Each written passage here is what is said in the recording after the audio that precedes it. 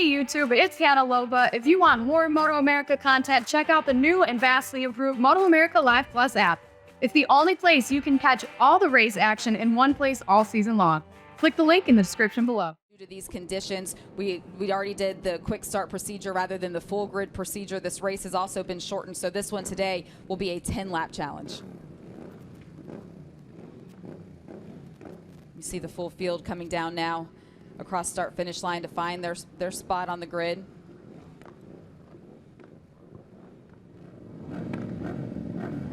The red flag holding everybody, telling them it's still going to be just a couple of seconds. We're letting everybody get into position. What you're going to see on the left-hand side of your screen when it is time to go, you'll see the lights come up on the side, and as soon as those lights go off, Roger, it's going to be time to race.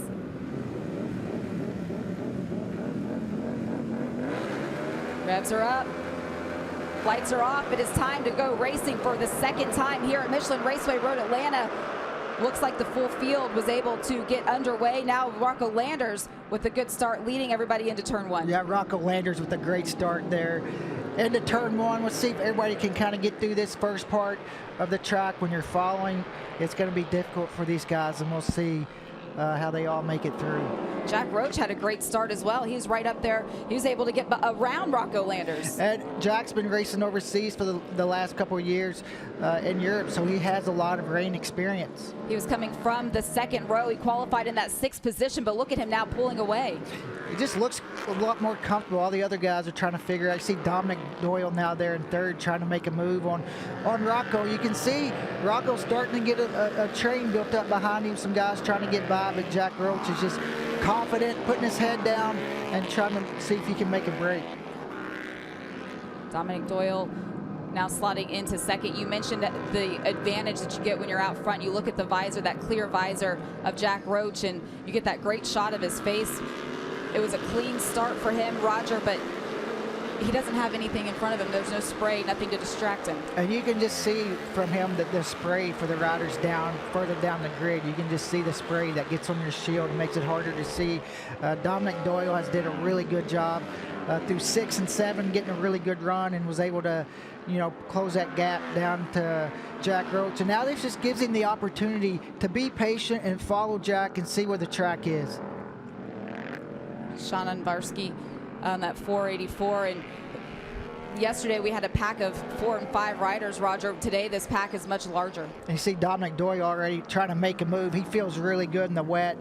Down in the turn 12, that's hard in the wet. Make a pass on the brakes and not blow the apex.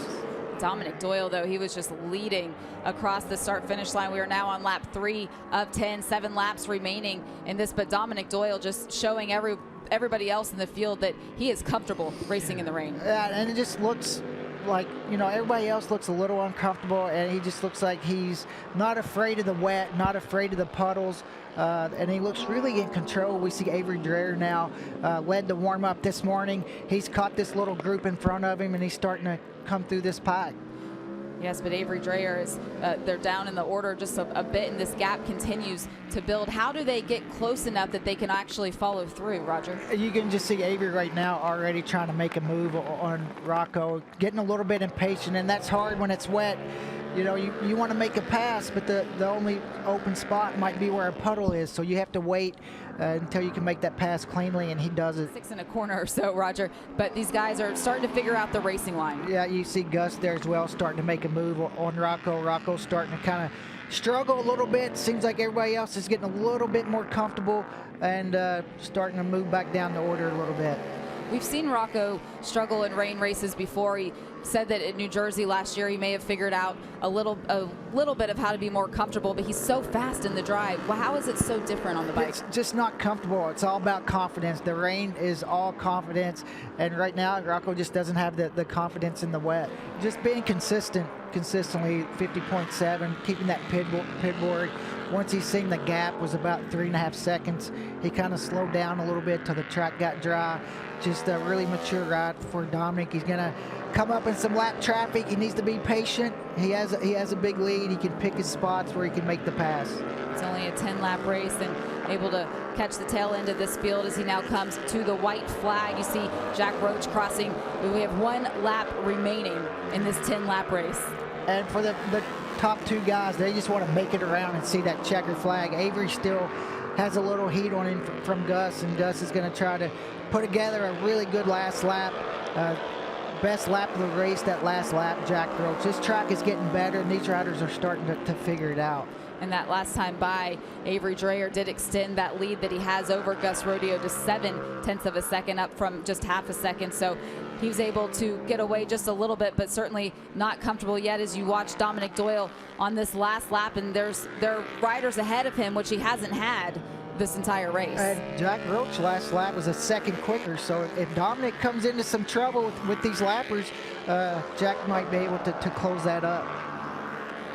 You can see the focus on Dominic's face. You can see his eyes forward. He certainly isn't going to give anything away. We've seen him come through the field before, so it's something that he has the experience with. Just stay smart. You heard Lorette say, his team manager Chuck told him, just be smooth.